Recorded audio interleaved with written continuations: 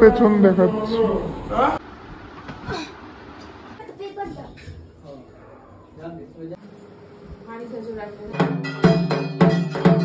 Hey guys, welcome back to my channel. আমি তোমাদের শিল্পা আর তোমরা দেখছো শিল্পা টুকিটাকি। তো আজকে আমাদের বাড়িতে হচ্ছে জমের দুয়ার থেকে ফিরিয়ে আনার জন্য পুজো। তো সেটা কি পুজো আর কেন বললাম কথাটা সব তোমরা জানতে পারবে, কিন্তু ভিডিওতে লাস্ট অবধি থাকতে হবে, ওকে? আর আমার ভিডিও কিন্তু স্কিপ করলে তোমরা কিন্তু অনেক কিছু মিস করে যাবে, তাই দেখতে হবে, সাথে থাকো। আর যাদের আমার ভিডিও ভালো লাগবে প্লিজ চ্যানেলটাকে সাবস্ক্রাইব করে আমার সাথে থাকো, আমাকে সাপোর্ট করো। চলো দেখতে থাকো। শরীর আর চলছে না, এত খাটাখাটনির করেছি আমরা তিনজন মিলে কদিনে। বাড়িঘর নতুনভাবে সাজাতে, মানে ইয়ে করতে, ও করতে, হ্যান করতে, ত্যান করতে মাথা পুরো পাগল হয়ে গেছে। এখন আবার যাবো মার আমি ফলের বাজারে, রথবাড়িতে। তো চলো তোমরা সাথে থাকো। সকাল সকালে একদম মা বসে পড়েছিল সব বাজারপত্র নিয়ে। এখন বাজে মা কটা বাজে? মা কটা বাজে? 3:30 পৌনে 4টা। এখন যাচ্ছি পুজোর সব ফলের বাজার করতে আর কি, ফল আর ফুলের বাজার, বাদ বাকি সব বাজার মা করে নিয়েছে। তো চলো আমার ভিডিও দেখতে থাকো তোমরা, আর আমি যাই। গাছটাকে দেখতে দেখো একদম আমার মতো লাগছে। কেমন করে পাতার ভারে যেমন গাছটা ঝুঁকে পড়েছে, কাজের ভারে কয়দিন ধরে আমিও ঝুঁকে পড়েছি এইভাবেই। তো আমার মা খেটে খেটে একদম পুরো দেখো না আমচুর হয়ে গেছে মুখটা। তাও আমার মা সুন্দরী, তাও আমার মা সুন্দরী, তাও আমার মা সুন্দরী। হ্যাঁ, বহুত খাটছে। চলো।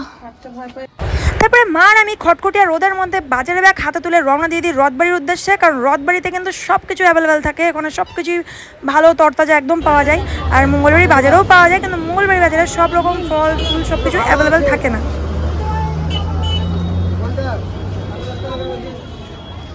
দেখো আগে কোনটা নিবা, দেখো আগে পছন্দ করো আগে হাত দিয়ে। 80 টাকা পিস, ধরা 150।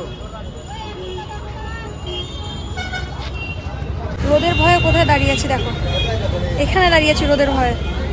গাইস গরম মালদায়, মা ওইদিকে বাজার করছে দেখাচ্ছে। আমার রোদ লেগে যাবে বলে মা আমাকে সাইডে দাঁড় করে দিয়ে মা নিজেই রোদের মতো সবকিছু করে বেড়াচ্ছিল। 2000 years later এতগুলো ব্যাগ মা আর আমি রথবাড়ি থেকে মঙ্গলবাড়িতে নিয়ে আসলাম। অবশ্য টোটো ধরেছি বাজার থেকে হেঁটে, এতগুলো ব্যাগ নিয়ে হেঁটে টোটো স্ট্যান্ডে এসে টোটো ধরে নিয়ে আসলাম। दोनों ही हम दोनों ही ना এরকম লাগে না, हम दोनों ही काफी है, और की जरूरत नहीं है, ঠিক है না? চলো। জীবনে প্রথম এরকম রোদে বাজার করতে গেলে যা হয়, আমারও হয়েছিল ঠিক তাই হাল। আমি এসে একদম কাহিল হয়ে গেছিলাম, আর মা পাশ থেকে বলছে হয়ে গেল এইটুকুতেই, মানে অবস্থা খারাপ হয়ে গেছিলো। এরপরে সন্ধ্যাবেলার কিছু মুহূর্ত, হ্যাঁ আমি আর মাই না একা হাতে সব কাজ করে যাচ্ছিলাম। দিদাদের পড়ে গেছিলো কাল সুচ না অসুচ কি বলছে এরকম একটা কিছু, তো আমরা দুজনেই সব কিছু সামলাচ্ছিলাম। এদিকে বাবাও করে যাচ্ছিল, বাবা তো অসুস্থ, বেশি চাপ দেওয়া যায় না। সবটা ফুল ঢেলে দিচ্ছি এখানে, হ্যাঁ, কিন্তু ফুলগুলো কেমন যেন দিয়েছে, একটু পচা পচা টাইপের দিয়েছে, ও ঠকিয়ে দিয়েছে দেখলা, ফুল পচে পচে গেছে কেমন যেন।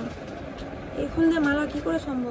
হ্যাঁ, যেহেতু আমাদের একটাই ফ্রিজ, তাই ফ্রিজটা ভালো করে মুছছিল, কারণ এখানে প্রসাদ ভোগ সবই রাখা হবে ওই জন্য। এখানে চলে এসছে রান্নার বাসন আমাদের, আর এখানে টেবিল, ওই সাইডে চেয়ারগুলো চলে এসছে। তো চলো দেখতে থাকো। এদিকে রুম নিচে দেখা তো। হ্যাঁ, আমরা কাজ করতে করতে গেছিলাম বড্ড হাঁপিয়ে, তাই ভাবলাম মাঝখানে একটু খেলা খেলা যাক। তো খেলাটা ছিল কে কতক্ষণ চুপচাপ থাকতে পারে, বাট আমার দ্বারা তো সম্ভবই না, তাই আমি হেসে ফেলেছিলাম। এই যে মালা গাচ্ছি, মানে মালা না চেন গাচ্ছি, এটা দিয়ে ডেকোরেশন হবে, পিছনে হবে, তখন হয়ে যাক তারপর দেখাচ্ছি, ওকে? তারপর পেছন দেখাচ্ছি, তারপর পেছন দেখাচ্ছি।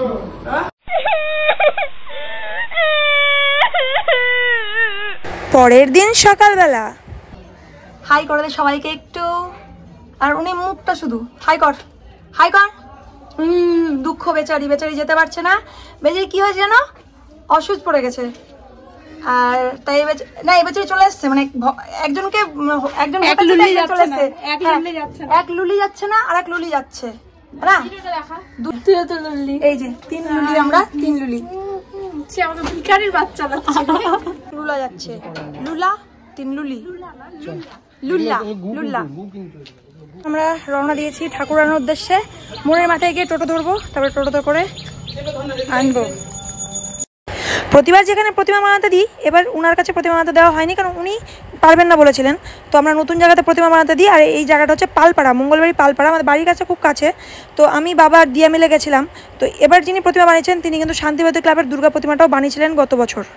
আর আমরা হচ্ছে অতিলাল্পা, আমাদের কাণ্ডটা দেখো, যেই টোটোতে করে প্রতিমা নিতে এসেছিলাম সেই টোটোটাকে আমরা টাকা দিয়ে ছেড়ে দিই, তারপরে টোটোর জন্য দাঁড়িয়ে থেকে। আর আমাদের দেবতা হচ্ছে না টোটো, ঠাকুর এখন ঠাকুরের উপরে চালা কাটতে হচ্ছে না, কি করতে হচ্ছে কি বললো? ওই নিচের যে বাসটা দেওয়া থাকে ওটা জোরে বল। নিচের যে বাসটা দেওয়া থাকে সেটা এখন কাটতে হবে, নালে টোটোতে উঠছে না, কি অবস্থা। আর এখানে হয়ে গেছিলো একটু সমস্যা, আমাদের প্রতিমাকে কিছুতেই টোটোতে উঠানো যাচ্ছিল না, তাই হচ্ছে নিচের চালাকারটাকে কাটা হলো মেশিন দিয়ে, তারপরে উঠানো হয়েছে। তারপরে স্ট্রাগেলটা মারাত্মক লেভেলের স্ট্রাগেল ছিল উঠানোর সময়। আহারে হাঁপিয়ে গেছে, কি কষ্ট বেচারি, প্রচুর কষ্ট, খেতে খেতে অবস্থা খারাপ। জুস এলাম, জুস, আমের জুস। চল তোকে তাহলে খেয়ে নি। ঠাকুর একটু ভেঙে গেছে একটু সাইডে হাতে, ওটা ঠিক করছে, ঠিক হলে যাবো এবং বাড়িতে গিয়ে তোমাদেরকে তার মুখ দেখাবো, তার আগে আমি দেখাচ্ছি না। অফ করলাম। আমি তো দেখছিলাম আর মনে মনে প্রে করছিলাম, উঠে যাও ভগবান, উঠে যাও, টোটোতে উঠে যাও, সাবধানে উঠে যাও। আর এদিকে বৃষ্টিও চলে এসেছিলো, বৃষ্টি পড়তে শুরু করে দিয়েছিল, ওই জন্য ওই টাইমে আমি ওই মুহূর্তে ভিডিও করতে পারিনি টোটোতে ওঠার পর, কারণ চারিদিক দিয়ে জল পড়ছিল।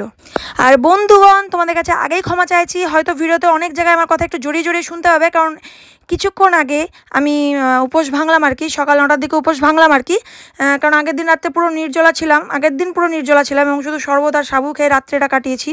তো সকালের গলার জোর হচ্ছিল না, কিন্তু করতে হবে, কাজ তো করতেই হবে। আর এখানে দিচ্ছিল আমার বাবা আলপনা, আমাদের বাড়ি বড় বড় যেগুলো পুজো হয় সেখানে বাবাই আলপনা দেয়, কারণ বাবার মতো আলপনা তো কেউ দিতে পারবে না।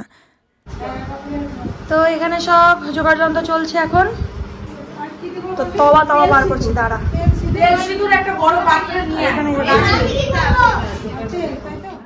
আর এখানে দেখলেই পূজার সব যোগাযন্ত্র হচ্ছিল। আর মা আগের দিনই ছোট আমার সাথে সোদলাপুর গিয়ে গঙ্গা জল নিয়ে চলে এসেছিল, আমি যেতে পারিনি।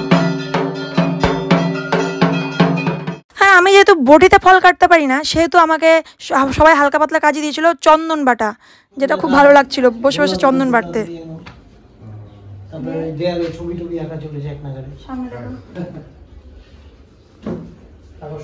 সামনে দিকে ঠাকুরকে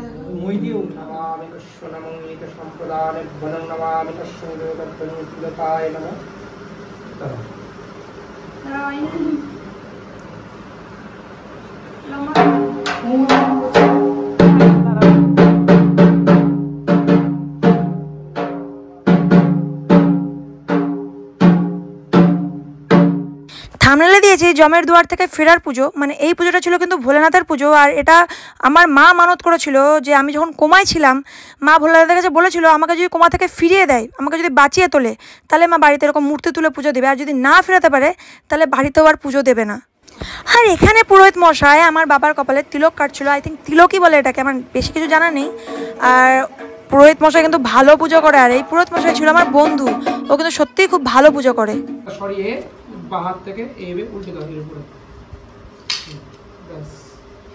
তারপরে আমাকে দায়িত্ব দেওয়া হয় সবাইকে তিলক করার। তো প্রথমে মাকেই তিলক করি, কারণ মার কপালে তিলক পড়েছিল না। তারপর সবাইকে আস্তে আস্তে দিই। আমিও তো পাকাপোক্ত হাত না তিলক করার, পুরোহিত মশাইয়ের হাত পাকাপোক্ত, সে দিচ্ছিল ভালো, কিন্তু আমি দেখো দিয়েছি মোটামুটিভাবে, মানে জানি না কতটা ভালো হয়েছে, বাট দিয়েছি।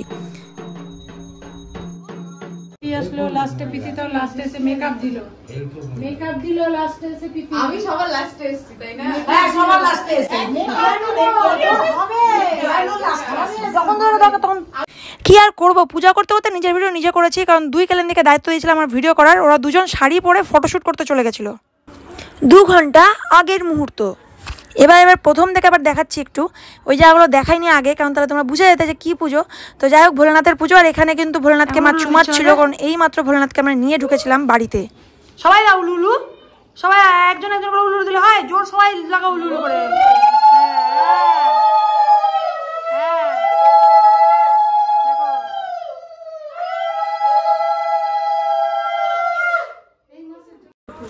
এই নাও, এবার ভালো করে তোমাদেরকে কিন্তু আমার ভোলেনাথের দর্শন করিয়ে দিলাম।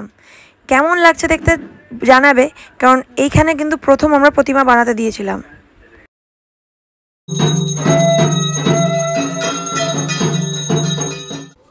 আর এই ভিডিওটাতে মনে আলাদা করে কিছু বলার নেই, কারণ সবাই বুঝতে পারছো এখানে যজ্ঞের প্রস্তুতি চলছিল। আর এখানে সিঁদুর দিয়ে ওং লেখাটা কিন্তু আমার দারুণ লেগেছে। আগের যজ্ঞগুলোতে আমি এটা দেখিনি, নতুন দেখলাম এই যজ্ঞতে প্রথমবার।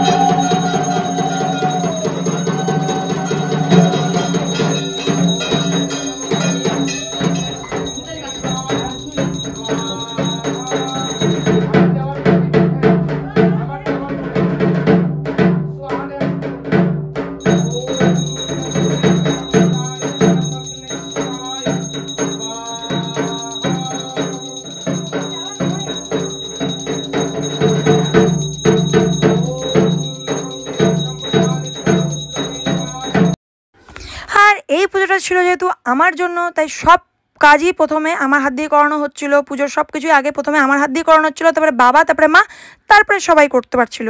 মানে এটাই হয়তো নিয়ম, জানি না। আগের পুজোতেও তাই, মানে আগে যখন অন্য পুরোহিত ছিল উনিও তাই করেছিলেন, আমার হাত দিয়েই সব কিছু আগে করিয়েছিলেন, তারপরে বাবা, তারপরে মা, তারপরে পাড়ার সকলে যারা যারা আর কি উপোস করেছিল। তো পুজোটা এইভাবেই চলছিল এবং পুজোটা সত্যিই খুব ভালো করেছিল। হ্যাঁ, এত দৌড়ঝাঁপ করতে করতে মাথাতেই ছিল না যে নিচে খাওয়া দাওয়া চলছে, আমাকে গিয়ে একটু হলেও ভিডিও করতে হবে। তো আমি সেটা ভুলেই গেছিলাম, আর যখন মনে পড়েছে তখন দেখছি সবাই চলে গেছে, শুধু বাড়ির লোকরাই ছিলাম। এতক্ষণ ধরে পুজোতে ছিলাম, সবাই ছিলাম, অনেক ফটোশ্যুট করলাম, সেই ছবিগুলো তোমাদেরকে ব্লগে দিয়ে দেবো।